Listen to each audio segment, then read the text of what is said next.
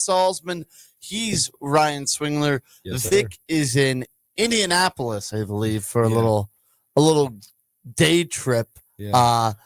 But this is the Little Information Station. This is Arch City Now. Again, I'm Grant Salzman filling in for Mr. Faust today. Ryan, how are we doing on this beautiful Monday morning? The daylight savings is messing me up. Yeah, daylight savings messing you up because it's Wednesday, Grant. Yeah, and it's Wednesday. What am I saying? Monday. And also, I'm doing good, man. You know, got to finally work out. I was feeling kind of under the weather last week, so I didn't really get to work out as much. Worked out, got some shots up too. Okay. Set up my new PC setup finally. My mic, if you guys remember from yesterday, I said my mic wasn't working, and I finally fixed it. So got everything looking cool. You know, LEDs looking nice. It's nice. The setup's looking nice. Yeah, setup's looking good, man. It being this dark this early, I'm still not quite used to. I like it. I wait. Well, I've been doing this shit for a minute now, so it's like I like waking up and going to work and it's dark because I'm like, ooh, I'm going outside at night and it's not really night. So yeah, but it's really dark. Like at least normally when you come and do this before daylight savings, it's morning-esque. It's almost there. The sun might not quite be up, but like you step outside this early now and it's pretty night. It's pitch black. The moon was very high still. Yeah, I think there's going to be a full moon tonight, too, if you don't know. Really? It looked like it was out already, almost full. Ooh. You know, it might still need a little bit of coverage, though. But, yeah, today we're talking some news. You know, we got some St. Louis news going on, and we got some sports. We're going to talk some Mizzou. You know, don't you host the MIZ STL show at 10 with Vic, too? Yeah, I do. Yeah, Vic, Faust on Mondays, Britton Schaefer on Wednesday and Fridays. Mizzou ranked 22nd in the latest college football poll, so we'll have to get into that. What news you got? What's going on in the St. Louis area, Ryan? We got some. You know, we still have a lot of people are still affected by the tornado and the criminal legal system that's going on. Around the St. Louis news, there's a lot going on right now, especially with the election yesterday. You know, the election was. We had some props being passed. In St. Louis County, Clayton voted yes on Prop 1. Creve Coeur also voted yes on Prop 1. Prop O by Ladue voted yes. Prop A in Melville was voted yes. Prop S in Rockwood, barely passed. 51.13% voted yes. Prop S in Veneta Park voted yes. And that is all the results really for St. Louis County. Really in the St. Louis area, a lot of the elections yesterday were about the props. We had obviously the biggest election in this cycle was the New York mayor election. I think that might be the most media hub I have ever seen over an election for a mayor. Yeah. And that's Mamdani, right? Mamdani won. Yeah. Do you have the results on that? I'm trying to pull up the results right now. I'm looking at the Guardian, but because I know it was Mamdani, who's obviously the favorite. Yeah, he was a favorite. And then Cuomo was running too, the former governor of New York, but he was running as an independent. Yeah. And I don't remember who the Republican candidate was. It was the old funny guy though. Yeah. Yeah, I don't know his name, but I'm trying to find the let's see the stats for it. I know I saw yesterday that Mamdani was like 50% chance to like get everything, and then it was like 25-25, but I'm not sure. A lot of the other news that's going on in St. Louis for sure that Spirit Airlines has discontinued service in St. Louis. Really? I never flew Spirit because I was scared of it, but if you flew Spirit, you got to switch something. I recommend Southwest if you want to get a little bang for your buck. You want those 2 bags, you know? You don't get free bags anymore. At Southwest, you don't? No. I haven't flown. You have to check your bag. And you don't get it. You like have to buy a seat now, too. Yeah, Southwest got massacred.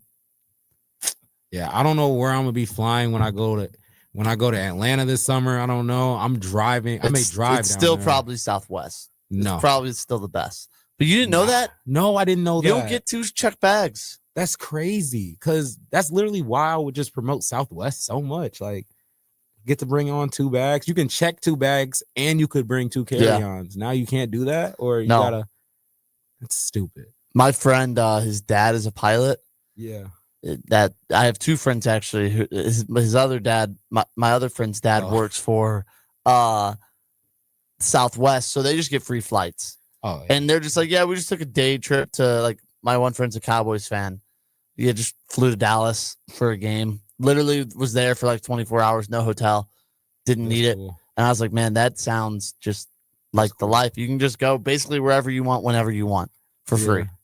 Asking you a question. What's your worst airport experience? Ooh. My family and I, we were going to Tampa. So on the way to Tampa, we get there, we land, everything's fine. As we're waiting for our bags, torrential downpour, thunderstorm. And they wouldn't take our bags off the plane.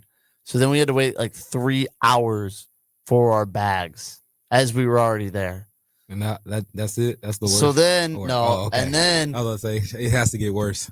On the way home, so that was okay, whatever. Yeah. On the way 3 home, hours though. Is, yeah, we're already delayed like an hour, whatever.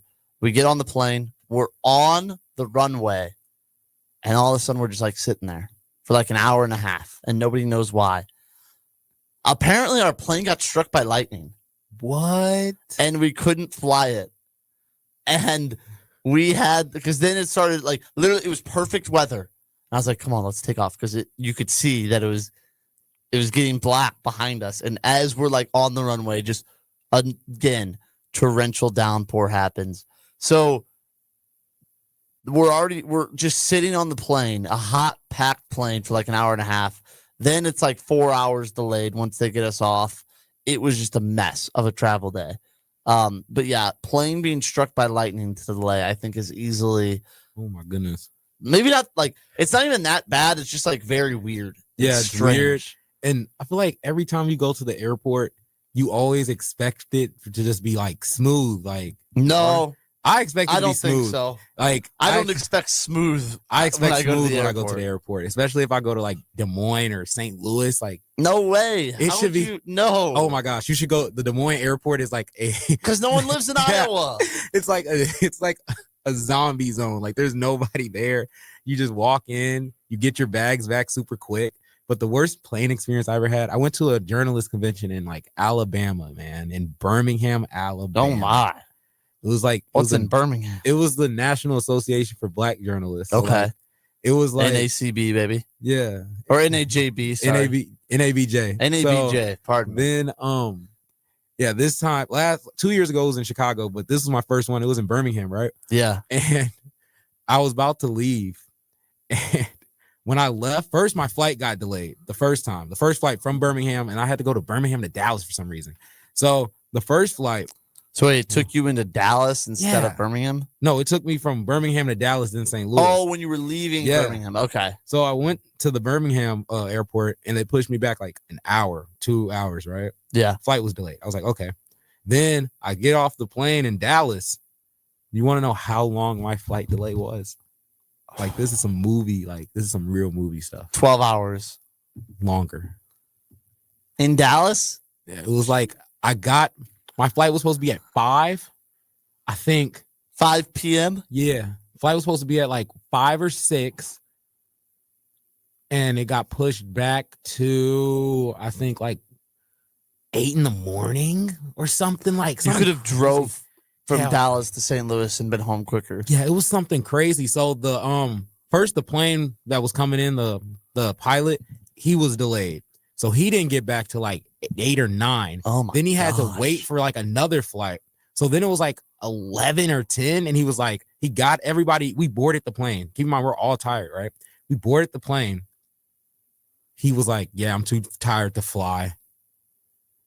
Keep in mind, we sat on the plane for like another hour. So it was like 12 o'clock, 12:30. He was like, yeah, I'm too tired to fly. I don't want to risk it. So they pushed it back again. I was like, yeah. I had to sleep at the airport. It was like a real movie. I was like, you slept they didn't put you in a hotel or anything? No, I slept at the airport. How much what's the word I'm looking for? Credit did they give you? Like money? I didn't even look. I don't even think they gave me any credit. You should have complained. Who were you flying with? The people that took away the bag check. Southwest. Yeah. See, that's where that's where dads, like middle-aged dads, they would have been on the phone right away and got like $100 credit. That's what my dad got, a $50 credit from Southwest for everyone in the group just for the bags being delayed. You just gotta call them, be like, "Hey, my flight was delayed 13 hours. This is ridiculous." Like, act a little more outraged than you really are. They're like, "Sir, I'm never flying." Oh, sir, I'm sorry. Here's $100 credit. Yeah, $100 credit. We'll put you in a hotel tonight. No, they probably wouldn't have put you in a hotel. But there's I can't believe you didn't call. Yeah, I don't even know why. Did you hear about the former Fox News person in St. Louis? Yeah, can you read that story? Because I didn't get it all. So there was a former St. Louis television news anchor who was arrested for stabbing her 80-year-old mother. And this was in a different state, wasn't it? It was in Wichita. Wichita. And she said that her mom attacked her. What? Yeah, and I'm like, do we have a name on this person? Yes, Angie Mock.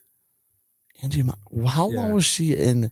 Because I didn't really recognize the name when I saw the story. Was she still doing TV news in?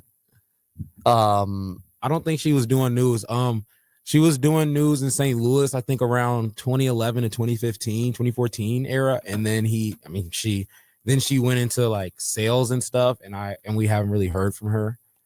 But yeah, it's a real from 2011 to 2015. Also worked in Oklahoma City. Yeah, I'll pull it up right here. I got a picture of her, but charged with murder. Yeah, and I was like, and I'm trying to figure out at what point, like how, like 80 years old though. That's my question. Like, how does she attack? But it's not my thing. So, but yeah, that's what's going on, and that's what's going on. That's what's going on. Casually, she's being held for $1 million. Yeah, bond. $1 million bond. I'm like, dang. They're not trying. They didn't know they are being serious. They don't mess around out in Wichita. Have you ever been to Wichita? No, I don't think so. There's not much to see. That's what I thought. Shout out Wichita, but I went this spring for Mizzou's NCAA tournament game, and there was not much to see. Oh yeah, it's pretty bleak. Yeah, that's how I feel about So that's what she looks like now. That's wow, her mugshot, and that's how she looked like at the start. But yeah. What was I about to say? Yeah, I went to Drake's March Madness game like I think like that was a year ago, 2 years ago. Oh, I was gonna say that was the same game. No, not that one, but it was the one in Omaha when they played Washington State. They had Jalen Wells, the guy who plays for the Grizzlies. Yeah. And Jalen Wells just drops us off. But I went to Omaha and because I remember I picked Washington State in that game because everyone and their mom picked Drake. Yeah. In that game. It was supposed to be Drake. Drake was the Trinity upset pick for like 4 years in a row. And they finally got one. But we was in Omaha. It was me and my guys, and we went in and we were like, there's nothing to do in Omaha. Yeah. Like Nebraska and Kansas might just be the most boring states on earth. No, I lived in Iowa. That's true. So yeah. Those three. No, Iowa, like I liked Iowa. They have like cool food, I guess. But at least there's a big city. No. Like Des Moines, bigger city. Des Moines is not a big city. It's bigger than anything in Kansas. Name a city bigger in Kansas. Topeka. I don't think so. I don't know. But yeah, I'll give Des Moines. I guess it's like a super mini St. Louis because once you step out 10 minutes, it's gone. So let's see. Des Moines population. You should know this off the top of your head. 213,000. Okay. Hey, hold on. That's around biggest city in Kansas. Is Kansas City? Oh, Wichita and Wichita. Wow, 400,000. Wichita has 400,000 people. That's what it says, but that could be counting the surrounding area. Because I'm like, I couldn't see. But shout out Wichita State though, basketball as well. Like I remember growing up and watching Wichita Ron State. Baker, Fred Van Fleet.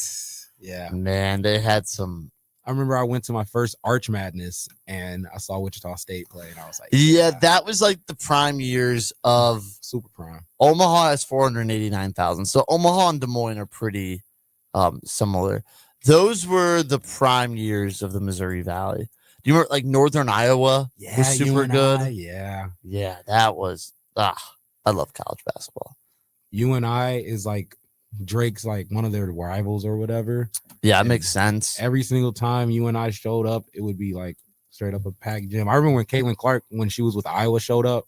That was probably the most. Iowa played at Drake. Yeah, Iowa, because Caitlin Clark's from Des Moines too. Yeah, so it's like she pulled up and like everybody was on Iowa's side at the same time as being with Drake's side, and it went to OT too.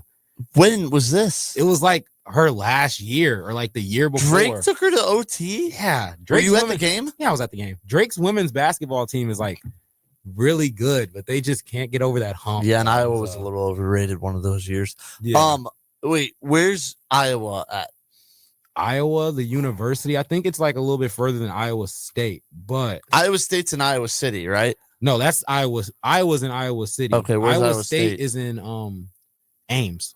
Yes, Iowa. Yes. Okay. Yeah, Ames, Iowa is a nice little party town too. Is Drake the only school in Des Moines? Yeah, really only big school, like only D1 school, because they got this other school called Grandview, but that's like D2. Okay. But yeah, it's really Drake. Drake's like Des Moines College, then Ames is Iowa State, and then Iowa City is, the big boy, Iowa. But I did want to ask you about this about Mizzou. Okay. So do you have you seen Matt Zollers? How do you like? I haven't been watching. How do you really? You want to get into this before the break? Get in. You got. Let's get into Matt Zollers after. Yeah, I'll wait. But I'll do some. You can do some NBA talk real quick. How do you feel about? You're gonna get your NBA, NBA fix in. Do you make Vic talk about the NBA? No, he talks about it sometimes. Okay. But, I still can't believe Vic covered Detroit basketball back in the early 2000s. He does not seem like a guy who covered Detroit basketball. Yeah, like imagine, he just doesn't seem like it was his thing. Like Chauncey Billups, like he actually. Well, he knew what Chauncey Billups was doing. Vic's house was part of the league. No. Wimby is. I don't have words to describe him when I watch. Exactly. He is unbelievable. I told Tuna, keep in mind, you're watching Jordan slip down the meter every single day. No, Jordan still too.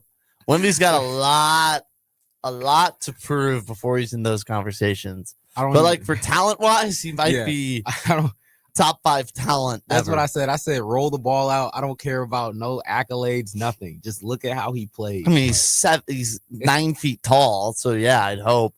What St. Louisans are in the league right now playing? Outside of Tatum, obviously he's hurt. Mm-hmm. Bradley Beal. He's on the Clippers. Yeah, Bradley Clippers Beal's on the Clippers. You have the Unk team. Yeah, the Unks. Like, they're so old.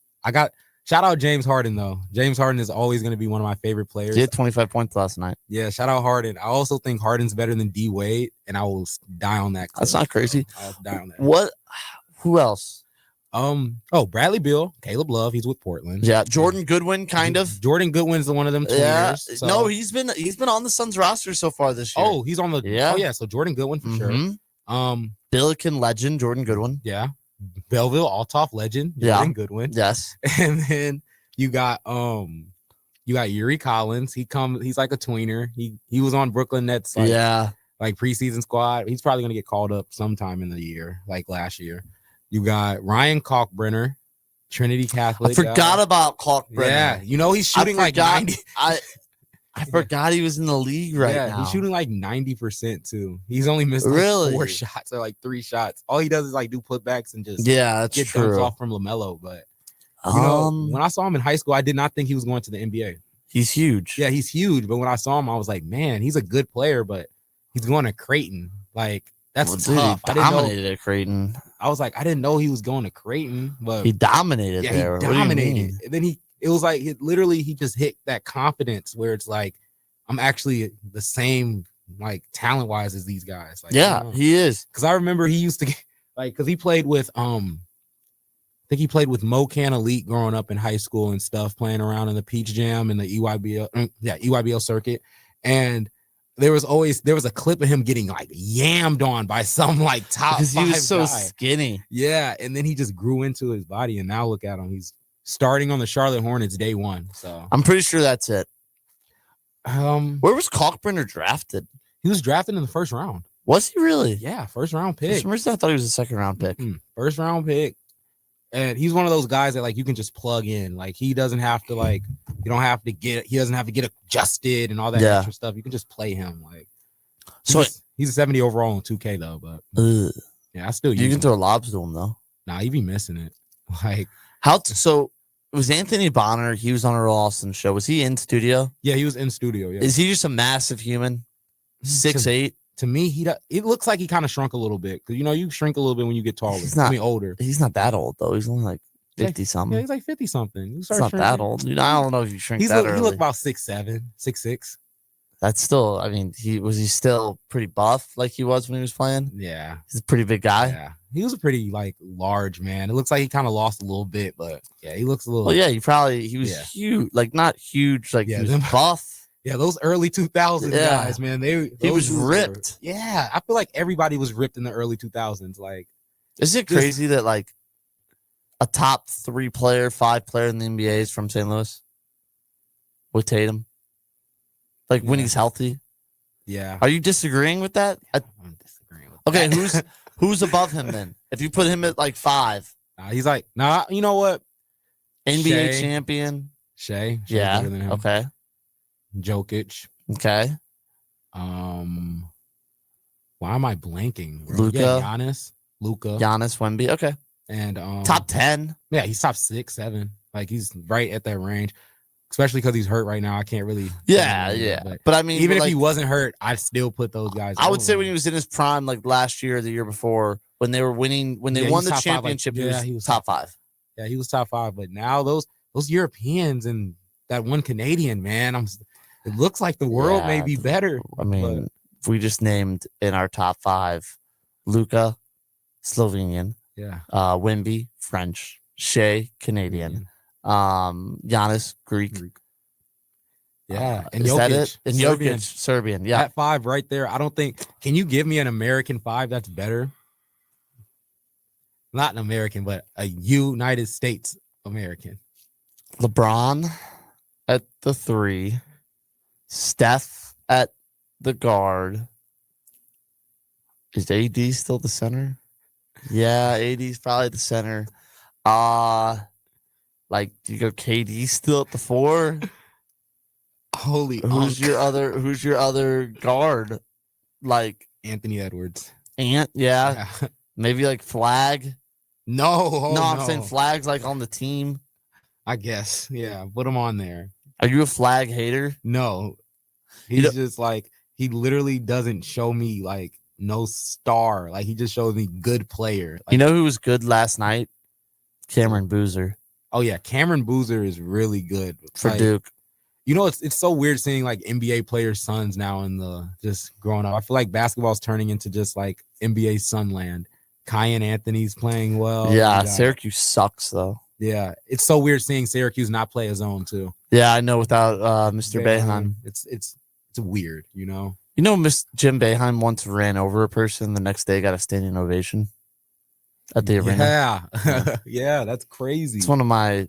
That's one of the more interesting college facts I have. You know, college coaches probably have they're the insane. Most. Yeah, they probably have the most like. No, they're actually crazy. Weird, like backstories that people probably don't even know. Like Brian Kelly. Oh, Brian Kelly. Yeah. Yeah, there's a lot of like. I think college coaches just about could do anything and be fine. Yeah, unless if you go 3-3. No, you're out. Yeah, you can't lose. Yeah, you can do anything. If you're winning, yeah, you can do anything. Jim Boeheim, when he was winning at Syracuse, could have committed a multitude of crimes and had been fine. Yeah, he would have got a standing ovation the next day, just like he did. Because that was crazy. Like, what was that? Who was that? Oh, I think that was Urban Meyer. That was Urban Meyer. Who was that one coach? He was with I think Jacksonville at the time. Yeah. And he was in the bar or something. Like, I don't even know. Yeah, he was cheating on his wife in the bar when he was with the Jags. Since He got let go a little after that, though. Yeah. The NFL doesn't mess around as much. Yeah. College, you can do anything you want. They're like, yeah, we're gonna pay you $10 million a year. You literally can do whatever you want. You can do whatever you want. Just don't lose more than 2 games. If you're winning in college basketball, football, even baseball, softball, whatever, you are God in there. What coach like could do the most and get away with it? Like, it's got to be Saban, right? Eli Drinkwitz, because you guys will not fire him for anything. It doesn't matter. It's got to be Nick Saban. Yeah, it would be Saban. Nick Saban, like, has the most leeway. He could have just, like, overthrown the government and been like, yeah, I'm the governor now. And they would have been like, all right. Yeah, Bama would have been cool with it. Cool. Blitz, Bama, blitz. I seriously think he could do whatever he wants. Yeah. Tuna's been saying that Saban's getting offered the LSU job. He's not. He's for done. 70 He's not million going or back. something. He's not going back. I don't know if there's enough money to persuade him back. Yeah, I wouldn't go back. I feel like anything he does is just going to be harder on his legacy. If you were him, what's like the paycheck? 100 million. Like 3 years, like 100 million a year? 100 million, 3 years, 4 years. Like, I'm saying that he's getting, like, okay, 4 year, 100 million. Is he getting 25 million a year, or he's getting $100 million a year? 25 million. Okay. Yeah. I think it'd be more than that to persuade him. Like, money's not an issue right now. What he's in his 70s, he's got plenty of money. Yeah. What do you need another 25 mil for? Yeah. Personally, I'd rather just see Nick Saban with McAfee and stuff now. I don't want to see him coach. Like, you already got your legacy, man. What about Belichick? Oh, no. Shout out Belichick and his Jordan girl, Hudson. Jordan Hudson. Yeah, shout out Jordan Hudson. 24. Yeah. She is 1 year older than us. Yeah. And she is dating a 70-year-old man, 70-something-year-old man. Yeah. You know what Randy Carricker said? He says he does not think Bill Belichick is even like top 5, top 10 greatest coaches of all time. That is not ridiculous to say that at all. It's not ridiculous to say. It's not ridiculous to say. It's not ridiculous to say that. Like, why is that though? He's a good defensive coordinator, but he didn't have any success until Tom Brady came. I don't know, dude. If you win 6 Super Bowls as a coach, you're doing something right. Yeah, he's doing something. Like, right. I know you got Brady, but like, you got Brady, man. I know, but he was able to keep the ship right. Like, we've never seen a dynasty like that ever. Like, look at the Cowboys. They weren't able to keep the ship right. They lost Jimmy Johnson. There was drama. Like, Belichick, there was no drama with Belichick. There was no drama. Because it was his way or the highway. Exactly. And all you had to do is, yeah, maybe he didn't have to do a lot of great coaching with Tom Brady, but all you had to do is just keep the ship right, and everything else was fine because you had Tom Brady. That's what less I'm saying. drama. All you had to do was show up in a hoodie, coach the defense, and say, "Tom, let's go, roll the ball Make out." A play. Yeah. I mean, not... Josh McDaniels was an idiot too. To be fair, Oh my gosh, Josh McDaniels was probably the worst head coach I've ever seen. Bad OC too. Yeah, but he would get a head coaching job. He'd go straight back to the Patriots. And he's the Patriots OC right now. He is. Yeah. Josh McDaniels. Yes. Is? What? I'm pretty sure. Still. Let's see. Josh McDaniels? Yeah, it's Josh McDaniels. Okay, Drake May. Is Josh McDaniels the reason why the Patriots are a dynasty? Is that the new? Okay, so Josh McDaniels was at New England from 2001 to 2005 at various roles. Mm-hmm. Then 2006 to 2008 was the offensive coordinator and quarterbacks coach. Yeah. Then 2009 to 11, he was the Broncos head coach. Yeah. Then he went back to the Patriots. Then he was on the Rams for a year and was the offensive coordinator. Then 2012 to 2021 was the offensive coordinator for the Patriots. 2022 to 2023 was the Raiders head coach. Things went bad. Took a year off. 25 through now, he is the Patriots OC once again. He was never the Rams head coach. He was just the OC. Yeah, he's only ever been a head coach of the Broncos for 2 years. Yeah, and the Raiders for 2 years. Okay, both did not go very well for Mr. McDaniels. Yeah, he was a bad OC and with the Rams too, wasn't he? Yeah, no, the Rams sucked when he was there. Yeah, I'm pretty sure he was there with 2011. That would have been Bradford. Yeah, that would have been Bradford. Let's see. I thought 2011. Bradford was going to save our lives. Yeah, if Bradford was what he was supposed to be, the Rams would still be in St. Louis. But okay, so 2011 was Steve Spagnuolo's final season as head coach. Holy moly! They went 3-13. 2-14. 2-14. That's what it was. Yeah, Yeah, I remember that year. I do too, because I'm pretty sure this was the year that they beat the Lions for their first one. No, so this was the year I was actually at their only home win this season. They started out 0-6, and they beat the New Orleans Saints, defending Super Bowl champions, 31-21. And then 2 weeks later, beat the Browns, and it was just, it was just bad. I'm trying to find their stats this season, and then we'll go to break. Wow. This team is just I remember being like 7, 8 years old and going downstairs and watching my dad scream at the TV because they were just so bad. Like 2-14. Spagnuolo was also a terrible head coach, but a great defensive coordinator. Yeah, he's an awful head coach. Yeah, because he was the defensive coordinator for the Giants before he came there, right? Yeah, I believe so. I believe so. Went to the Rams, had a terrible, and then I think he went to the Chiefs, and he's been good ever since. So Sam Bradford started 10 games, went 1-9. Ooh. 2,164 yards, 6 touchdowns, 6 interceptions. Then AJ Feely. Yes. Played 5 games, started 3, went 1-2. He threw for 1 touchdown and 548 yards. Here's a name. Kellen Clemens started 3 games. Yeah, we were 546 yards, 2 touchdowns and a pick. I think we were just trotting people out at that point. Steven Jackson, though. Oh my god. 15 games played. I know he hit that 1K. 1,145 yards. I knew he hit that 1K. Only 5 touchdowns. I know. That was a big running back. He's awesome. I love Steven Jackson. Okay. Yeah. Can you name, if I can find it, the leading receiver on this team? No. Torrey wasn't there anymore. Heck no, right? No, yeah. Torrey was not there. Tavon didn't come into the league yet. Oh my gosh, it's so bad. I Only know. 683 yards. Wow. Yeah, I give up. I don't know. Brandon Lloyd. Yeah, I don't even know who that is. Denario Alexander was on this team. What you know about Austin Pettis? Do you remember him? Yeah, I remember Austin Pettis. Yeah, he was awesome. Wow.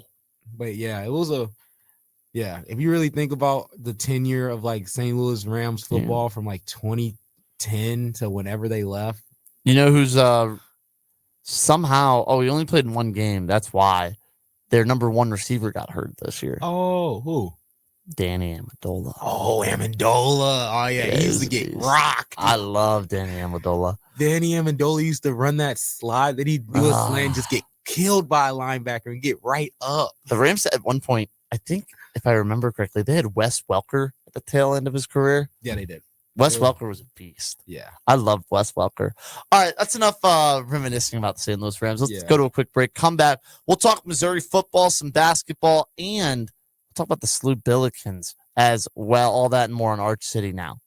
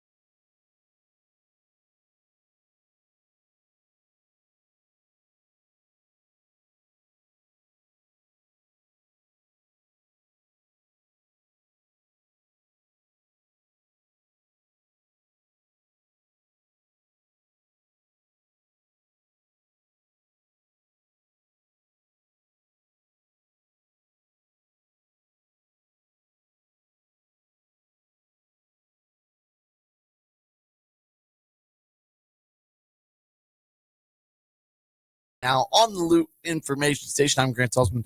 He's Ryan Swingler. No Vic Faust today. Vic is enjoying a little day trip. He's back tomorrow though, isn't he, Ryan? Or is that? Yeah, he's back tomorrow. He was just in Indy for like a day or something. What's he doing in Indy? I don't know. He told me he's doing some like, I know it's on business, and I know it's like with some company that he works with. I don't know. It's very ominous, Vic Faust. Very ominous, Vic. The sun is now rising. Yes, it's now people are out and about. 6:46 on a Wednesday. Yeah. I don't know why I said Monday. I think it's because I brought up MIZ with Vic. Yeah, I think so too. Speaking of Missouri, they were ranked 19th in the AP poll. But yesterday, the first college football playoff rankings came out, and Missouri dropped all the way to number 22. Have you seen the poll? No, I'm about to pull up the poll right now. Ever since Mizzou lost to Vandy, and my bet with Wilson is going down the drain as we speak. Tell us the bet with Wilson. So yeah, I have a bet with Wilson. If you guys know who Wilson is around the station, he's a producer, backstage producer. Yeah, for who does he produce? He Randy does. Show. Yeah, he does a lot of stuff with STL Sports Central. Yeah, he does a lot of Sports Central stuff. But we made a bet that I thought Mizzou would be 9-3 this year or better. Yeah. He said Mizzou's going 8-4. I said I bet 20 that Mizzou is going 9-3 or above. And when they lost to Vandy, I knew we ain't going 9-3. Well, there's still a chance, but it's a really, really, really, really, really. Missouri's 6-2. So you have the poll pulled up. Yeah, I got the poll pulled up. You want AP or you want the Well, the college football poll is what matters now. Yes, sir. That takes priority. Okay. Just take a look at. So they have them 19 in the AP poll, above the likes of USC and Michigan. And what's crazy in this, so really the only change is that Mizzou's 22, Michigan's 21, Michigan's also 21 in the AP poll. Exactly. Iowa is 20th in the college football poll. I think Iowa's one of the, I think that's so overrated. Yeah, and Mizzou is 19 in the AP poll, obviously. Iowa is not even ranked in the AP poll. And then at 19 is USC, who is 20th in the AP poll. So those three teams are the three teams that jumped Mizzou. I don't think Iowa's that good. Yeah. I think they might give Oregon a game this weekend, but them being 20th is nuts. Yeah, like I'm looking at the CFP poll and I'm like, there's no way that Iowa without an offense is 20th. Like I don't care how like the record is. Mizzou actually has played teams now that you can say, and they've made it close. So I don't know. I think that Bama loss really has just stumped them though. Ever since Bama, it's been bad. But yeah, I mean, could you imagine if they were just they're 2 plays away from being 8-0. That's what I'm saying. And there's a play away in one of those games from being 7-1. Yeah, so that's what hurts. That's what really hurts because the games are close. It's not like they're getting smacked by Bama like they did a couple years ago. So it's like that's what's hurting the most with Mizzou. And that's what hurts the most too. Is like, excuse me, this was Mizzou's season. It was. This was the year. If you're going to make the college football playoff, this was the year. The schedule wasn't favorable because the teams end up being good. Like you played a really good Vandy, a good Bama, a good A&M, and a good Oklahoma. Like it's still tough, but like the team was so talented. This defense is so talented. Yeah, I feel like we're wasting that defense. And unfortunately, that first half against Alabama, they didn't figure it out. Ever since the second half against Alabama, the defense has been unbelievable. I don't know what finally clicked. I don't know if there was. I think Zion Young said, "Hey, let me like play hard, but let me not do nothing stupid." So and just they have had all the chances in the world. And the best part about it, people are upset. I was upset when I first saw they were 22. I was like, "How are we 22? We should be 20th, at least 19th." But it doesn't matter. It doesn't matter. If you go and you beat A&M, you'll be top 15. Then if you go and beat Mississippi State, you'll probably climb a few more. Then if you go and you beat Oklahoma, you'll be top 12 in the playoffs. And if you beat Arkansas, you'll be in the playoffs. Like, they will not keep a 4-0 team who then will have beaten the number 3 team in the country, or not 4-0, pardon me, a 10-2 team who beat the number 3 team in the country. And I don't know what Oklahoma will be, 12, 10. Like, they're 12 right now. I don't think they have a game before they play Missouri that they should lose. Let's see. Oklahoma. And the thing is, they value SEC play so much in the poll Yeah. that it's like, as you see, Texas, we thought Texas was done. Yeah, they're ranked really high. And now look at them. They just jumped everybody because they beat Vandy. And what I've said about Vandy is I've never thought that they were like, I don't think Vandy's legit. Ooh, I take it back. Oklahoma plays at Alabama. Oklahoma plays at Alabama. Oh, so see, it's still a chance. It's just, so okay, but I'm saying though, that win should still be okay. Like it should still be. Let's say they lose to Bama. Yeah, Mizzou, like Oklahoma should still be top 20.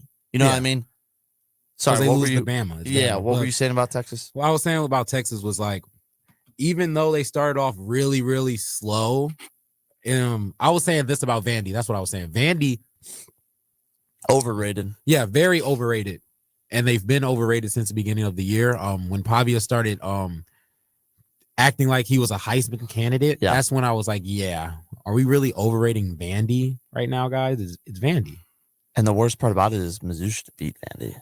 Yeah, the worst thing about it is, that was the game that hurt me in my bet for my free Canes meal. You have them stopped, or you have the ball at the 1 yard line, you can't score. Your Hail Mary falls a yard short, and you recover a fumble at your own 1 yard line that ends up being overturned. Like there was inches in that game that you lost, and that's what's so great, but also so painful about college football. Is it's literally like in the NFL, you lose the game, okay. Yeah. You lose 2 games, okay. Oh, yeah. Like you just need to go 10-7 and you're in the playoffs. College football, it's like if you lose one game, the trajectory of your season is because if Mizzou's 7-1 right now, we're talking about okay, all you gotta do against A&M, just keep it close, don't get killed. If you win, great. If you lose, let it be a single digit game. Go out, beat Miss State, maybe a Purbulla back for Oklahoma. All to play 4 and 3 games. Now we're talking about they have to beat A&M, then they have to beat Mississippi State. Then they have to beat Oklahoma. I do think, though, like this team could beat A&M. Yeah, I say the same thing. I think, especially because there's no film on this kid, too. And there's nothing, there's no pressure. Yeah, just go out, man. Do you think that's what I wanted to ask, even though you're going to get into this on MIT No, that's today. fine. I wanted to ask this about Zollers. Like, this is what Brody said this too, and some other people said this too. If he goes 2-2 or worse, is he your starter next year? I think Purbulla is starting next year. Some people think Purbulla is leaving. No, why would he? Where would he go? If Zollers goes 4-0 and Missouri wins a playoff game, yes, Zollers will be the starting quarterback next year. Purbulla will get ushered out. But if he goes 2-2 and the wins are against Mississippi State and Arkansas, is that wow? Not like it's how he looks. Yeah, it's how he looks. If Mizzou goes 4-0 and they beat A&M 10-7, and then he plays fine against Miss State and Arkansas, and they beat Oklahoma 17-14. I don't think that's really winning him the starting job. It kind of reminds me of Sam Darnold last year with the Vikings. Yeah, a little opposite because Zollers is the future, but Darnold had 2 bad games and the Vikings ushered him out. Obviously, that was the mistake. But I think that if you bring Bo back next year, you just have to tell Zollers, hey, kid, we burned your red shirt this year. Hopefully, we can keep your red shirt next year. And, we're basically where we thought we would be after 2 years with you. You know what I mean? The idea probably was Bo's going to ball out. Zollers would redshirt this year. Then Zollers will be the backup next year. Bo plays 1 more season. And then it's Zollers' job for 3 years. That could change because Zollers is burdening his red shirt, but I would assume they will put a red shirt on him next year because you can just keep red shirting him and he can keep burning it. It's not like it's gone. So I don't know. But the thing is, man, this guy's a sophomore now. He already got a little. Well, he's only a true freshman right now. Yeah, that's what I'm saying. He's only. But you're talking about next year. I'm talking about next year. So he's going to be a sophomore now. You don't think he wants to get some tick by then? Yeah, I don't know. Especially 5-star coming in. Yeah, I agree. But it all depends on what Mizzou is telling him. True. If they told him, hey, you're probably not going to play till your 3rd year. You're going to be a redshirt freshman or sophomore. You'll have 3 years of screwing you over with that. then and he was fine with it then. Why wouldn't he be fine with it now? Now, if he goes 4-0 and Missouri makes the playoffs, then maybe he has. If he gets benched, like then maybe Bo's out. But I don't know. Nobody really knows how severe Bo's injury is. It could be he starts this game and then Bo's back for Mississippi State. Yeah, you never know. You never know. I still think. How do you see it going? How do I see it going? Well, I'm kind of biased, but You want to see Zollers? I want to see Zollers. I've always been a guy that's always like the freshman quarterback coming in just taking over. Like I've always been a guy like that. So, and as weird as it sounds, though, like I'm just very curious what we're gonna see because I know that it doesn't seem like this is how it should be, but it's easier for a quarterback when he's coming in the second half.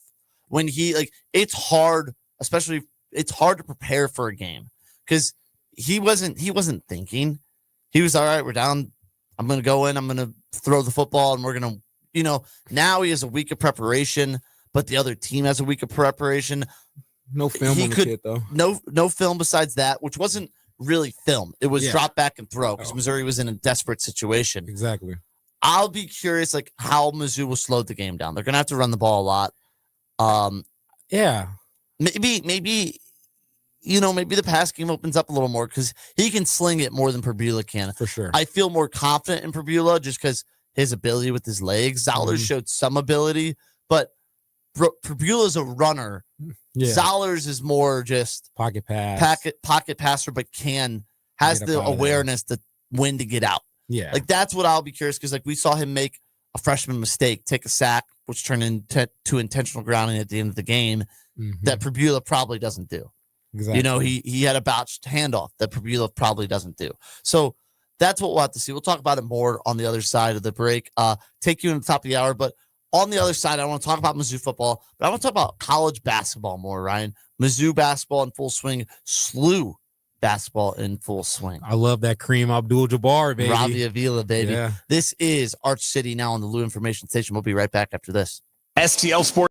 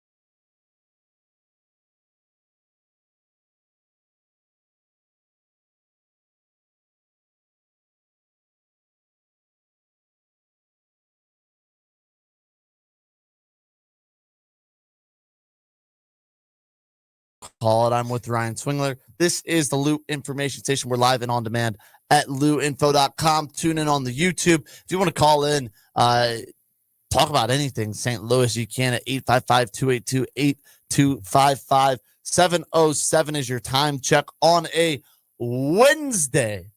Yes, sir. Morning. 7:07 on a Wednesday. Yeah, if you have anything to promote, any events, call in, hit us up on Instagram, Twitter, X now, Facebook, anything, The app formerly known as Twitter. Yeah. I run all of that, so just let me know. Send up anything, we can set it up. We just had Maryville's esports team. They came on like about 2 weeks ago. Wow. That was really interesting. Yeah, they're one of the best esports teams in the nation, and they brought in one of their players who is now transitioning on to like his higher degree and stuff like that, but he's from England, and he is really good at gaming and other stuff. So shout out him. Yeah, shout out him. So yeah, I'm kind of mad at you guys right now if you guys are watching though, because I told you guys I wanted you guys to build my PC and you guys didn't call me back. So yeah, they didn't help with the PC. Yeah, I hit them up for the PC. They said they could build it, but I'll hit you guys up a little later for another one though, for sure. Yeah, for sure. Put some stuff in, They know you need some help. I need some help, not you. Yeah, I can get on the computer, but I don't know what all I need though. So I just got the pre-built one. But the St. Louis Blues, they finally broke the skid. Yeah, they finally on Monday. broke that. They beat the Oilers 3-2. They lost 7 games in a row, 2 of them overtime losses. So they did pick up 2 points in the process. Now tonight they begin a back-to-back on the East Coast. They play the Washington Capitals. That is tonight at 6:30, and then the Buffalo Sabres tomorrow at 6 p.m. And I always wondered in hockey, like, how does it feel when you lose in overtime? It's like, okay, like we still got a point, but like, man, we lost in overtime or we lost in a shootout. Like, I guess if like, I'd love to ask Cam this, because I guess if you're struggling, it's like, man, like we really needed all 2 points there. But like, if you've won like 5 games in a row and then I feel like an overtime loss, it's like, okay, like we're still on an upwards trajectory. Like, obviously overtime losses are better than nothing, but like, I don't know how you feel about just getting a point. I have a question. Yes. Or I have something to say. Do you want to know what teams that the Blues have more points than? Well, I'm pretty sure they're last in the Western Conference. Is that right? They're not last. They're second to last. I think they have more points than the Sharks. They don't. They don't. Not anymore. How many teams are they above? One team? Yeah, and I don't even know. Flames. The Flames. Yeah, they have 8 points. The Blues have 10. So good Lord. Yeah, and it's really confusing because everybody was so high on this team, so I don't want to just start bashing them. But like, I heard they're really talented, and I really watch NHL once it starts picking up into playoff time. But it's just like, it's really confusing because the Blues usually don't start off this bad, don't they? Yeah. Oh, last year they started off pretty bad. Last year they started off bad and they just hit their stride, and I thought, so I don't know why everybody's ranking them so high if they just got hot. I will say though, like to I've seen people saying, well, might as well just tank this year. The season's over. Like, what's even the point of the rest of the season? Like, dang, come on, let's relax. They are only 6 games out of a wild card spot. Now I know like that doesn't mean anything right now. Yeah. Or 6 points, pardon me. And they have a game in hand on the Kings who own that spot. So assuming, let's say they win their game in hand, they're 4 points behind.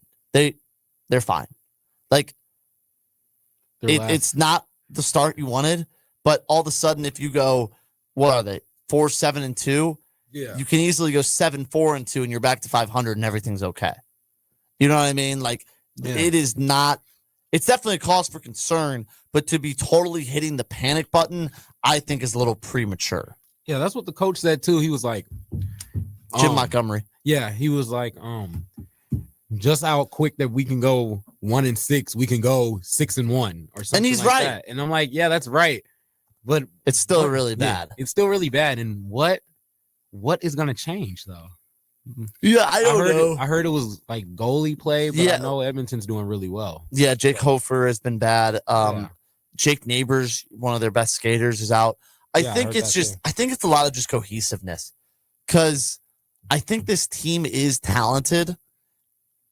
I think they're not. I don't know why, but they haven't been gelling, which is weird because it's a lot of the same guys from last year when they gelled so well and went on that playoff run, you know? Yeah, I know.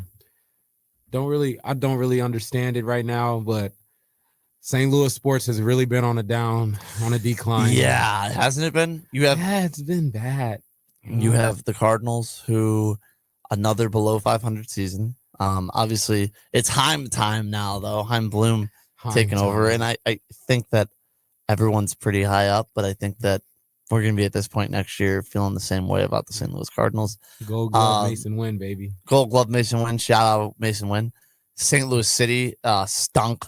Yes, stunk. Second year in a row. They were pretty bad. They just hired their GM. So sporting director, pardon me, 2 new decision makers in the St. Louis area. And the Blues are struggling, but I do think they'll be okay. I feel like the Blues are our last hope. If you had to pick, what would you want most in St. Louis? Like personally, I'd want an NBA team, but what do you think the most likely new team is? A WNBA team. I think it's a women's soccer team. Okay, yeah, for sure, I can see that too. I think a WNBA team would be perfect, because if St. Louis sold it out and was great, it would show the NBA then too. Like, maybe we need to get to this. I think a WNBA team would be awesome. Yeah. I'd be a fan of that. I've been always high on a WNBA team in St. Louis, just because I think our women's basketball in St. Louis is one of the best women's basketball hubs like in the nation. And I don't want to just be tuning St. Louis horns, but like I agree. I think just like from the high school standpoint, you have teams like Incarnate Word who have just been dominating in their whole like lifetime. And then you just have players that just come out that are just really well-oiled machines, like Fiza Collier. Like, she's so good. And I just think we would actually support a WNBA team, because I think that's what it is. Especially a team that's good. St. Louis fans will go out for a team that's good. Yeah, like, I think it also hurts. Just don't make the ticket prices nothing crazy. Unless we get Juju. I'll pay anything to go see Juju play, though. I think it hurts, too, that like the college women's basketball teams around St. Louis aren't good at all. Yeah. Like, Illinois stinks. Hey, Maryville did just beat Mizzou. They beat Mizzou. I should say the Division I programs. Yeah. Illinois stinks. SLU stinks. Mizzou stinks. Yeah. So. And that is like Mizzou women's basketball is bad. The doldrums of Power 4 basketball. And that's what I'm saying. When there's a college and there's like when there's a really good women's basketball player at a school, I don't know what it is, but it's like the place just rocks more. Like, even if you have a really good basketball team, like unless you have a superstar, it's different. But if you have a really good women's basketball player on your team, it's just like everybody's gonna show out. I agree. Like, I think the WNBA is probably the most likely for expansion. And that's what I said. Like, I think that's why I said that too. I think that if the NBA wants to touch these other cities, like, you already have NBA teams in other places. You don't want them competing with the WNBA teams.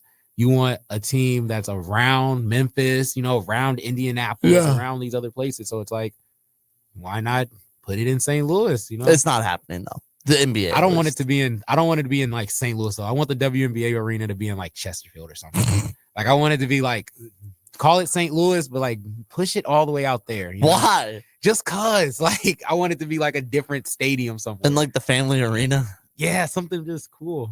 Oh, hi, Jim Hayes. Hello, Jim Hayes. You want to come in? Yeah. You want to talk about the Knicks? Oh, you have a nice little. Can you put them on? Yeah, I can put them on. I got a Knicks pullover on. Yeah, it looks nice. How you guys doing? We're good. We're Vic Faust this morning. Okay, yeah. That's good. Yeah, I'm Vic. He's Faust. You're suitable to fill in for anyone. Thank you. Oh, I appreciate it. I just wanted to say good morning. Good morning. And show off my Knicks pullover. You gotta turn around and show the camera. That'll get me a lot of hate. Let's go. No, Nick. There's no. We were talking. There's no St. NBA Louis team. Does not love the NBA. It doesn't until I bring the Pelicans home, which I will. Bring them home one day. And but then it's a New York team. Do you? Well, we have a question for you, because we were talking about the most likely expansion. Is the WNBA, in your opinion, the most likely? If there was a new league in St. Louis, would it be the WNBA? I said it could be the women's soccer league as well. I think the WNBA Is that is a real thing? I mean, are we talking? We're talking about legit. Yeah, the NWSL. I'm not saying the women's No, professional. I know. It's kind of a fledgling. It's fledgling. That's Right. a good. The WNBA is established. WNBA. Yeah, I think that. I just don't know if there's enough corporate money to go around. Okay. That was the problem, I think, with the NBA. Some opened up when the Rams left, but it's a little tight. It's a little tight. I hope so. I'd like to see it. Do you think it would be supported well? I do. I think so too. Jim, I mean, St. Louis fans show up. Yeah. I mean, unless it's for the Cardinals when the team isn't playing well. We saw a drop there, but better days are ahead. I agree. Jim, All right, what's up with your Knicks anyway, though? What's up with them? 4-3. What's going on? Well, they're back above 500. Yeah. All right. They started 2-0, then they lost 3 straight, then they won 2-0. Cat has to play a little defense. Yeah. Someone's got to hit threes, but you got to remember Mitchell Robinson. He wasn't playing last time out. He didn't start the season healthy. He's always hurt too. So yeah, I mean, and there's a bunch of guys who aren't. This is the year. fast. Yeah, I don't know if that's the year. It's the year. I'll be along for the ride. Yeah. Let's go. I'm not Knicks. deluding myself. Because come crunch time, you better have some guys who can hit 3 off the bench when Cat gets stifled in his rambles toward the bucket. He is all that. I love him. I love him. I like Cat too. I've always liked Cat. The best shooting big man of all time. Defense, right? Yeah. Cat is the greatest shooting big man of all time. Yeah, that's what I heard. Who said that? Stats. No, Is I it- mean, but someone else just came. No, I don't know who said that. I just I Ryan don't have the knows. stats. I would think Dirk. Nah. But He they didn't didn't shoot shoot as threes, much yeah. back Yeah, then. Cat chucks. So, Dan Issel. yeah. You guys don't even know who that is. I've heard the who that name, is. but like, I heard he could Issel shoot. I don't. Was there even a 3-point line when he played? He played in the ABA first. Oh, okay. So They invented the series. yeah, they I invented don't it. know what his number. I'm just going off the top. All right. Carry on All with right. your show. Thank you, Mr. Hayes. See you. But yeah, shout out the Knicks. Shout out Jim the Cat Hayes, man. They're coming serving on. it up. Serving. Hot takes in. Well, serving it up doesn't exist anymore. He betrayed us. It's now Cardinals territory on the Fair Territory networks. Serving it up is coming up right after this at 8:00. But Hot we're Take Central. not Hot Take Central is coming up. Serving it up is defunct. We were talking about the other side of the break before we went to break about Mizzou and football. Mm-hmm. I am just so curious what Zollers is going to do because you talked about it. He looked good, but like now he has 2 weeks of prep. A&M has 2 weeks of prep. What's scary is that like A&M D line is so good. It is littered with NFL talent, and the Missouri O line has been not good at all. Yeah. So that I think is the scary thing with Missouri is I'm scared about protecting Matt Zollers because if he's just getting harassed back there and he's running for his life, things could get fuzzy quickly, especially if Ahmad Hardy is bottled up and they can't run the football. That's what I was going to point on too. Why did we stop giving him the ball as much? Is it because it's SEC play and people are just like, oh, he just can't run the ball like that anymore? I don't. Or why did Lacey leave? Is it because Ahmad Hardy came in? Lacey left because I think he saw the writing on the wall. He knew Roberts, they were going to expand his role. And I mean, we didn't know Ahmad Hardy was coming, but I think that they knew Ahmad Hardy was coming. So it was kind of, Lacey's great though. Yeah, he's but great though. It wouldn't have worked about that portal. Yeah, it wouldn't have worked because you would have been trying to get 3 guys touches, and that just doesn't work. I don't know, like. Yeah, because Roberts was coming next year. Yeah, he could have. I mean, last year. Yeah, Roberts was getting some playing time. He had the game-winning touchdown against Auburn. Let me see like Hardy's touches per game because the Bama game he did not touch the football enough. His game log, I think it was 12 times if I'm being correct. That was the worst thing I've ever seen in my life. And okay, so he had 20 touches against Vandy, 97 yards. He had 24 against Auburn, 58. Yeah, 12 against Bama. I was confused. I thought he should have had more than touches against Vandy, honestly. Yeah. Like, I know at the end of the game, they had to throw a lot, but 20 carries, 97 yards. He's averaging almost 5, popping 5 a carry. Like, that's it's pretty legit numbers. You know, like I think Mizzou just disregards the run way too quick. I agree. And that's what happened against Alabama is 12 carries, 52 yards. He's still averaging 4.3 a carry. Against Auburn, he had plenty of touches. Like, I did not understand. Yes, he was swallowed up sometimes, bottled up, but like, he's Ahmad Hardy. Like that's even what if he gets 1 yard or 2 yards, it's still something. And he falls forward for 3 or 4. That was my frustration on that sequence when Purvila gets hurt against Vandy is third and goal from the 1.5 yard line, hand it off to Hardy. That's what and I they remember. passed. Yeah. And then Bo gets hurt on 4th down. I'm fine. If you run the ball with Hardy and then you run that play with Purvila, it's like, okay. You did something different. It didn't work. We ran the ball 3 times and it didn't work. But instead that PA boot they tried to do, it never worked. They ran a naked boot. It didn't work. Like, it was just frustrating. Yeah, I think I'm more mad, even though I think, like, what did Kevin Slayton say? He called Hillbilly Drinkwitz. I like. Did he actually? Yes, I didn't hear that. He called him Hillbilly Drinkwitz, but I don't even want to say I like Drink because, like, I think he's a cool coach. I like that he has that fire in him. You go. Sorry, I like that he has that fire in him, but I think I'm looking at the OC more now. Kirby more? Yeah, I'm looking more at Kirby. And you're looking more at Kirby? Yeah. More at Kirby more? More and more. Each week, I'm like, man, is it even really Drink? Yeah, like Kirby could be tanking his job market because there was jobs for him last year. Yeah, man, you could have. Ever since he interviewed for that Arkansas job, he has been bad. Yeah. Maybe Arkansas said, hey, we'll hire you. We just need you to tank here at Mizzou. Tank them. Yeah. Tank so we can win this rivalry game, man. I'll say this. I love Drink. I think Drink is a great recruiter. Yeah, he's a good recruiter. Drink is a great college football coach. I think he's great at recruiting, at managing a system. I think once the ball's kicked off and the whistle's blown for 60 minutes every Saturday, Drink is normally outcoached. Yes. He is a net negative on game days. Yes. That's not to say that I want him gone. That's not to say I think that he's a bad overall coach because I still think he's better. He's building a program. He's better. But in those big games like Alabama, like Vandy, like sometimes that's coaching decisions why you lose. And Vandy, I think he coached a fine game. Like, yes, it sucked. That play call, not punching it in there at the end, but like I still think he coached a fine game. The decision making was fine. And he'll get better. He's gotten better. Like Missouri's just bad at managing situations. They're bad at managing end of game situations sometimes with the clock. And it's been okay this year. I just think that at times he is a negative on game day. And it's not ridiculous to say that. Which hurts Mizzou. Yeah. It hurts. Like, but I'm not saying that, like, okay, so you lose Drink, you get someone else who's great on game day, but can't recruit for anything, can't build a program. It's not helping you.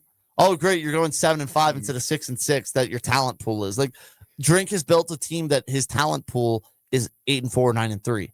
And he can elevate them. That's what Drink needs to do. And that's what he has a chance to do. Yeah, I think he has an 8-4 team, the 9-3 team. And I know personally, I think he has a 10-2 team. Yes, I think so too. He on game day makes them a 9-3 team. It's not, yeah.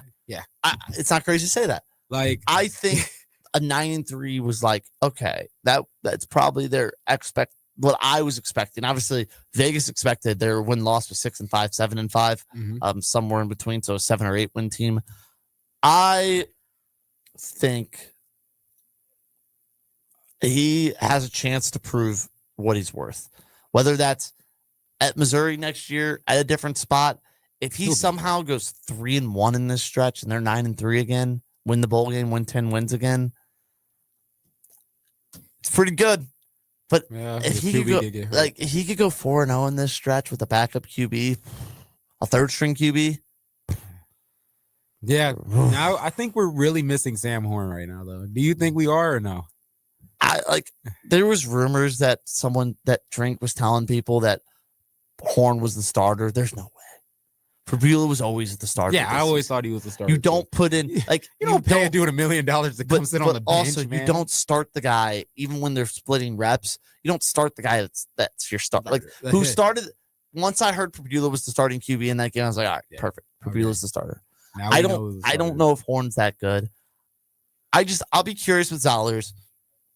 how he looks, his confidence. But I do think, and we kind of talked about it, I think Mizzou's being a little undervalued in this game. Like, Marcel Reed's awesome. Yeah, A&M's great. He can but like run. Marcel Reed had 2 or 3 turnovers in that LSU first half, and LSU was right in that game. They imploded in the second half. A&M killed them. But like, I think that Mizzou could muck this game up and keep it close. I'm not saying they're going to win the football game, Yeah, but like they I make it think look they weird. could. I think it's like 7.5 point spread.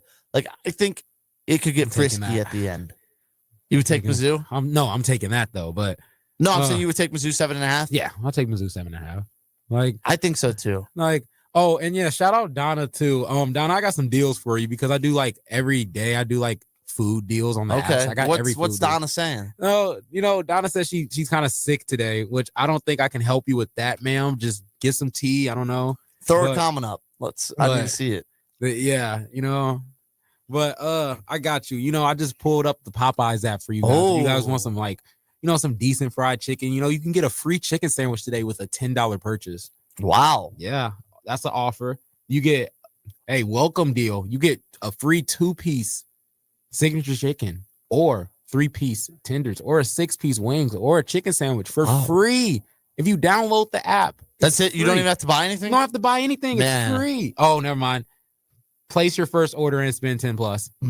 That's still not bad. $10 bill. What you can do something. Where's the nearest Popeyes to here? I don't know. I don't know the nearest Popeyes from here. You'll probably have to go into the city for that, guys. You have any other deals? Well, I'm gonna tell. I already told you guys yesterday about the McDonald's deal. McDonald's, yeah. So we were traveling to Pittsburgh, and my girlfriend and I got McDonald's. She just got a little stack wrap and fries, like nothing crazy. Yeah. I got double cheeseburger and fries as well, like the 2 double cheeseburgers, all for $11. Oh, with the app, I got free fries, and the double cheeseburgers were buy one get one free. Oh, I used to come on now, McDonald's, man. I remember, what was it? It was like $10 for all that. And if you if you got point after all that, like my favorite thing about the McDonald's app is that the deals be crazy. Yeah. Like they have some of the craziest deals. Like buy one McChicken, you get another one free.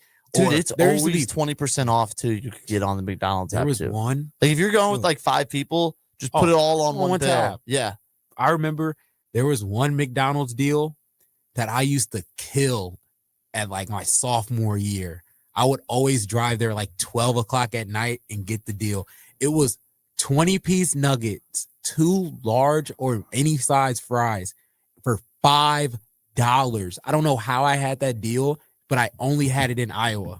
Wow. Only had it there for and I'd get it like every other day, bro. Well, you get McDonald's almost every day, don't you? Yeah. Oh my gosh. I love a sausage McMuffin, bro. I can't. Dude, no.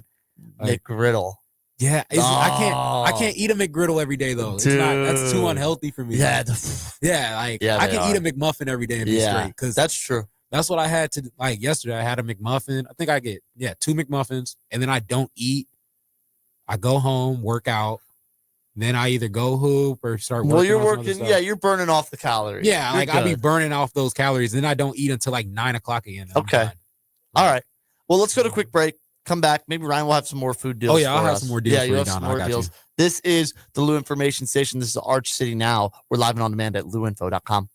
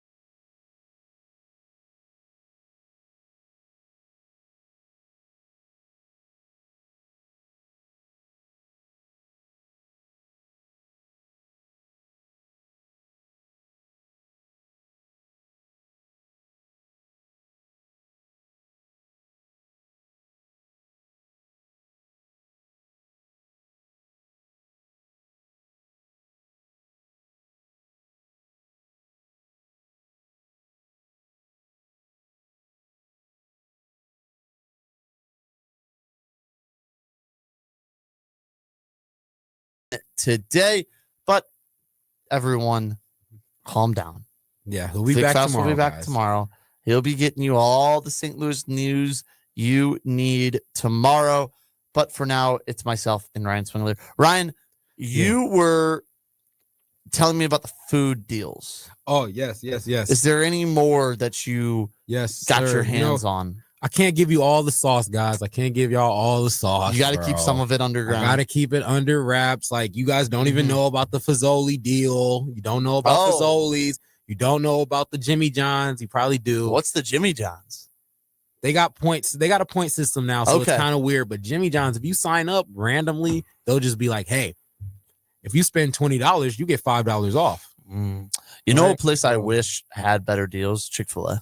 Yeah, Chick-fil-A has the worst deals. I don't even have. I think I do. I don't even have the Chick-fil-A app. Here's the thing that I do. Ask me a food or a restaurant place. I bet I have the app. Taco Bell. Oh, I got that. I don't even have to check that. Pizza Hut. I should have Pizza Hut. What? I got Pizza Hut. Do you routinely eat at Pizza Hut? Nah. Okay. It's downloadable to where if I download it, I'm already signed in. Culver's. Yes. Pretty sure I got Culver's too. Let me see. Okay. Yeah, I got Culver's. I know you, so this is like a layup, like Wingstop, 100%. Yeah, without a doubt. I've seen you eat Wingstop here before, so like I've had Wingstop here? I'm like 90% sure. What? There's a Wingstop right down the road. I don't think I've had Wingstop here. Okay, like I'm trying to think somewhere like weird, like Freddy's. I don't even know if there's only like one Freddy's in the area. It's like 30 minutes away. I don't. Yeah, I think. Yeah, I don't. Yeah. I don't have Freddy's. I didn't even know Freddy's had an app. Too far away. Yeah, it's like I don't even know if it has an app. I don't think Freddy. I don't know. That's what like about Steak and Shake? Burger. Do I have Steak and Shake? I think I do. I should have Steak and Shake. If I don't, I'm gonna be very disappointed. I don't have Steak and Shake. Lion's Choice. Okay, that's crazy. Like, who eats Lion's Choice? I'm trying to find ones you don't eat. Like, no, I don't have. I trust that all like the major fast food and stuff you have. I got some of the small stuff too, but what's the underground stuff you have? What are the underground apps you have? Hold on. Let's see. Well, I got Chipotle. I got the Quick Trip app, of course. I got Dairy Queen. Nah, Dairy Queen's underground. Yeah. Do you have Qdoba? Yeah. Do you go to both? Yeah. I go to Qdoba more though. Okay. Because I think Chipotle is better. Yeah, I'm broke, so I like having free guacamole and free queso. So I go to. That's Qdoba. fair. Yeah. Yeah. I was gonna ask you this when we were talking about the free chicken sandwich from Popeyes. What place has the best chicken sandwich? Oh, Popeyes. Yeah, I think so. I think Popeyes is like injecting their chicken sandwiches with something. But yes, I remember back when they first came out, those sandwiches were gigantic. I think though, I would rather go to Chick-fil-A still though. Yeah. I'd rather go to Chick-fil-A for the service sandwich and the chicken sandwich. Yeah. Because I love a chicken sandwich. That's what I get from most chicken places. I would rather go to Chick-fil-A because the fries are better. The fries are better. The service is better. Everything's better. Though. Yeah. It's just Chick-fil-A is just expensive. And Popeyes, I'm not going to lie. I've gone to a lot of different Popeyes, right? I've been cussed out at a Popeyes before. Mm-hmm. I've had somebody say, "Yeah, we're just not making your food every time." Yeah, but I've also had a Popeyes encounter where I was with my girl, and we went to Popeyes, and they made us wait. Like, they gave us the wrong meal. They let us keep that, and then they made our meal and doubled it. So that's the best. Yeah. So I like when my food's messed up. Yeah, because I know I'm getting something for free, bro. Like, I enjoy that. I remember I looked in the bag. We had after we brought it all home, we had 3 mac and cheeses. We had some mashed potatoes. We had like 2 chicken sandwiches, like 2 5 pieces of chicken. Like, they just threw everything in there. Fast food mashed potatoes scared me though. But yeah, they do scare me too. Like, I didn't eat KFC. Oh no! I haven't had KFC. I've only had KFC like twice in my life. I don't remember. I think I vividly just remember having KFC like once or twice. Yeah. So what other chicken sandwiches even, like, what other places do it right besides Popeyes and Chick-fil-A? Like McDonald's has one, but McDonald's, the McCrispy's kind of very mid to me. I'd rather have a McChicken than a McCrispy. Yeah. Because at least with the McChicken, it's like a smaller sandwich. I can have like 2 of them if I want. Yeah. Hot and spicy. Yeah, I agree. Wendy's has one, I think, or at least they did. Wendy's chicken sandwich. Well, Wendy's, dude. Wendy's is good. Yeah. Especially after a night out. Oh my! I used to eat Wendy's after games. That like, biggie bag. Either a biggie bag. No, I'm not gonna lie. I used to be a big kid, yo. I used to get a junior baconator, yo. A son of a baconator or a baconator. I don't think though I've ever gone to like Wendy's and just ordered a meal. I think it's always like the biggie bag, or something. 4 for 4, yeah. I don't think I've ever gone and like, yeah, let me get the number 3. You know what I mean? Yeah, I've never done that. I've always had a biggie bag. I've had a baconator though. Like that's different.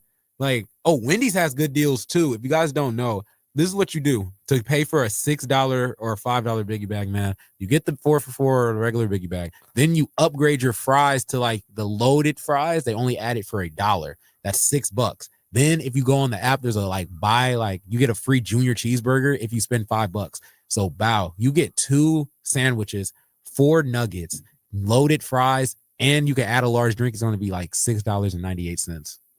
You're insane. Got you. That's crazy. Got you guys. That is nuts. I got you guys with everything you need. I'm scared for you. Oh, the fast food. McDonald's hates to see me coming because this is what I'll do. Yeah, I want to hear this. This is what I do. So you want to know how, how when you use the deals on McDonald's and the apps and stuff, and like you can only use it for 15 minutes. Like once you open it, once you use it, you only did it. Once you use that 15, like you got to wait 15 minutes, right? So this is what I'll do.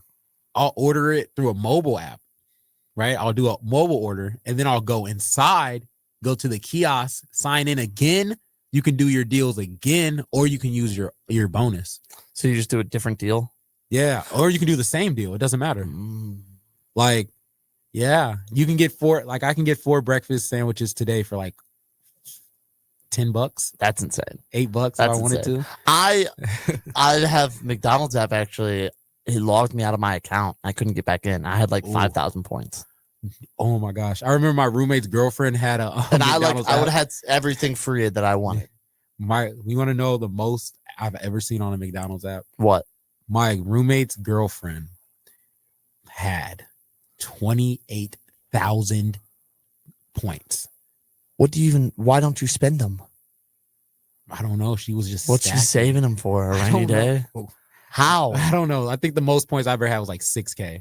Yeah, I was saving up for like the milkshake, and like now it's gone. The milkshakes. Oh, the app, the deal. My app like logs me out, and I can't get back into it. I had to make a new McDonald's app or account. It's trash. They did that to me too. I was about to go to corporate, but I'm like, it's not worth it, man. I'll just bring it back. What sucks is like the points. The biggest point system you can get, it's like $5 value. It's like it's nothing. Yeah. Like, you know what I mean? That app is the greatest app, though. It is the best app. Yeah.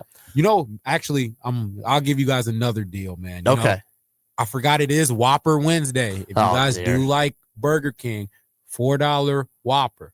Really? Yeah. $9 Whopper meal. There's some deals out there, man. You know, I got a $5 biscuit meal. Thank you, Ryan. You help us. I got $5 biscuit meal to where? Burger King, or if you want 2 croissant witches. They have biscuits? Yeah. Oh, I guess for breakfast? Mm-hmm. They got 2 croissant witches. Does McDonald's have the best breakfast? I think so. Where's second best then? You know what low-key was underrated? I think they basically did rid with it was Taco Bell's breakfast. Yeah, they got rid of it. Yeah, Taco Bell's breakfast was okay. But I personally think Burger King has good breakfast. Yeah, they do. Croissant witches. Yeah. And you know where I hate that people say I have good breakfast? White Castle. I hate White Castle. You hate White Castle? I hate it. I hate their burgers. Hey, White Castle used to have a crazy deal. You could get 10 sliders for $7. 10 cheese sliders for $7. It's too. I like onions, and it's just too oniony. It's too much onions. It's too much everything, and it makes you fart. So yeah, I don't know. Yeah, I hate White Castles. I love White Castles, man. Nah, I haven't had White Castles in a minute though, since I've been like trying to watch my weight and chill out. Instead, you're just gonna have 4 McDonald's breakfast sandwiches today. Oh, I'm not. I can't have 4. I don't even think I'm eating McDonald's today. Usually I do right after this, but I don't think I can do it, man. I had a nice salmon. I had a nice salmon bowl yesterday. My mom made salmon, and then I made some. I got this Asian salad chopped lettuce kit. So chopped it up, put it in a skillet, man. Put some soy sauce on it, seasoned it a little bit. So Ryan's a little chef then. Then I had some. Then I put some rice, put 2 fried eggs on there. Okay. Had me a nice little bowl. So I I'm like good, it. man. All right, let's move on. Yeah. Let's talk about some basketball. Yeah. We're talking about it, the NBA. The college basketball ranks. Missouri and SLU kicked off their season with big wins on Monday. They are both back in action tomorrow. Or pardon me, SLU is back in action tomorrow against hosting Chicago State. The Tigers are in action on Friday playing against SEMO. But this SLU team, Ryan, they, with Josh Schertz, Kareem Abdul-Jabbar, Robbie Avila, your guy. My guy. I Kellen think Thames. Kellen Thames is healthy this year, hopefully. Trey Green, I think, is going to be a beast. And then Quentin Jones had 10 points. They have some guys. Amari McCautry, I think, is due for a big year. But they have some guys behind Robbie Avila. The big thing is they might not be as talented as they were 1, 2, 3 last year as Matthew Racchio comes in. You want to talk about SLU? Isn't it Avila? Robbie Avila? That's why I just call him Kareem Abdul-Jabbar. Right? Kareem Abdul-Jabbar. Yeah. Robbie Avila. Yeah. I've only ever heard of Avila. I don't believe it's Avila. I think it's Avila. I've only ever heard of Avila. We had a conversation about this, about another player the other day, and we were both wrong. I don't remember. No. I knew Olubide. We were talking about someone. No, do you pronounce the G or not? You didn't pronounce the G. I say Olubide. See, but that time, I'm pronouncing kind of missed it the other time. No, that was Wilson in that. Okay, that wasn't me. What were we talking about? We were talking about SLU, and we just kind of brought him up. They might not be as talented as they were 1-2 last year. Losing Swope, who was one of the best guards in the A10, but they are much, much deeper 1 through 10, 1 through 12, whatever rotation they decide to go to. I was really impressed with their second half. Kareem Abdul-Jabbar, Avila, whatever his last name is a beast. He's top 50 player in the country. Who else, though, besides that big name, should people be on the lookout for? Yeah, you already mentioned Amari McCautry. I heard him, and he's going to be a special player. Yeah, not a shooter, but he's going to find a lot of other ways to make things happen. He's one of those guys where he turns the ball over a lot when he's like running point at times. But if he gets into the paint against a crashing defense, something about his ability to distribute just goes through the roof, and all of a sudden he is an incredible passer. So he gets into the paint, and that's something he did against SEMO, and obviously SEMO is going to be a talent level that he should be able to do that against. But he was just dropping his shoulder and getting into the paint, play after play after play after play. It was so consistent. Kellen Thames is back after last year. His health scare. Is he a sophomore? He is a junior. Fourth-year junior. Okay, where was he? Is this only his second year at SLU? No, he is the only SLU player to be there longer than 2 years. Yeah, for some reason I feel he is in his fourth year on campus. He is a junior. So last year the medical issue happens, but he's back now. He won't be starting. They're gonna have to space out his minutes. They're looking at about 20 minutes per game. He won't be starting, but he will be finishing games. Is my question. If you're a SLU fan, you would remember Rick Majerish would always say, "Starting is for high school." Yeah. What matters in this game is who finishes, who's on the bench at the end, or who's on the court at the end of the game. And Kellen Thames has a chance to do it. Some of the other new players, Brady Dunlap, Trey Green, you already mentioned him. Quentin Jones is going to be a starter. And he was the guy who filled up the stat line at Cal Poly and then Northern Illinois. And then the one who had a big game against SEMO that a lot of people haven't talked about because he missed a couple of the first scrimmages, Dion Brown, who had an 11-11 double-double as a 6'3 guard against SEMO. And that's 11 boards? 11 boards. So that and that's not going to be too surprising. He averaged about 8 boards a game at UMBC. And then last year when he was in the ACC at BC, ACC is a pretty legitimate conference. I think we can all agree. The entire conference schedule is top 100 KenPom teams. Yeah. He still averaged 4 boards a game at 6'3", coming off the bench. Exactly. So, the guy is a tenacious rebounder at 6'3". And again, if you're a Billikens fan, you remember Jordan Goodwin. Deion Brown brings a lot of Jordan Goodwin. 6'3" guard who can get you double-double rebounds. That's pretty impressive. And he's not known as a shooter. He's about a 35% career three-point shooter. But my big thing on that is Robbie Avila's 4 assists last year. would have been the most assists that Deion Brown has played with in his college career. He's never played with a good distributor. And this team will be, it'll have a lot of distributors. Quentin Jones will be the ball handler. Deion Brown himself would be a ball handler. Robbie Avila is going to make a lot of passes and things like that. And so Deion Brown hit an open three-point shot. I think he's going to be a better shooter than we all think. And that's going to be special. So Robbie Avila is obviously going to be the workhorse. He's going to be the guy grabbing the boards, probably will lead the team in assists, and definitely will lead the team in points. Where does because last year you had Swope who could take on the burden of needing to score 25, 30 points a game. Where does that come from with the guard position? Because I think a guy who I'm really excited for, and he might not really start hitting his stride until A10, is Trey Green. Yeah. I think this guy is, okay, Robbie has 10, 15. Maybe he's in foul trouble. Maybe he's banged up. Trey Green's going to go out and get you 30. I wonder about that. It's for a guy like Trey Green, it's just, he played like 9 games last year at Xavier, but at the same time, he was an Xavier recruit. And he's supposed to be big time. He's got the shot. He was hitting over 40% of his threes in practice and drills and scrimmages throughout the summer and into the fall.